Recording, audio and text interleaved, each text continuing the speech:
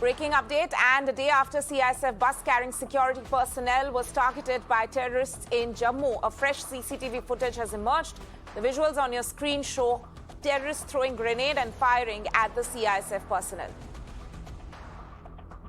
Let me go across to my colleague Ishan, who is joining us on this. Ishan, we see that, this is, of course, images from the terror attack which took place yesterday, but the fact that these incidents are being reported just ahead of Prime Minister's visit to J&K is, of course, a concern for security officials. Well, absolutely right. These attacks seem to be aimed at trying to send a message across that militants are present in the valley, because we've seen there's been a change in the number of them on the ground, and the security forces are saying that they have been reducing in numbers.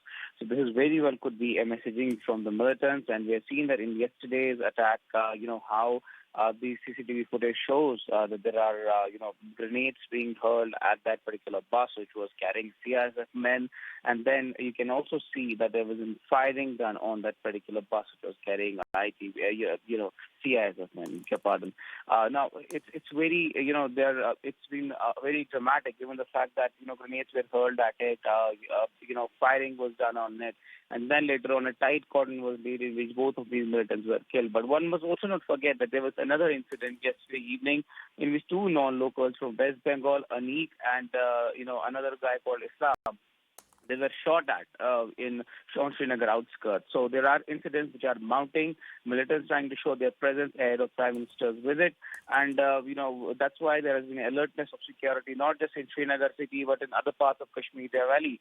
Entire J&K is seeing, a high alert, given the fact that there could be more attacks coming up, and that's why security forces want to make sure that these threats are eliminated. Now, there are two CCTV footages which we have accessed yesterday. One in which a man is running for cover, and another in which a bus is being attacked. So police and NIA are now probing this particular case, seeing that if there was a larger conspiracy, but one has to see what does their investigation reveal as the days pass. Right, Ishan, thank you so much for joining us with that.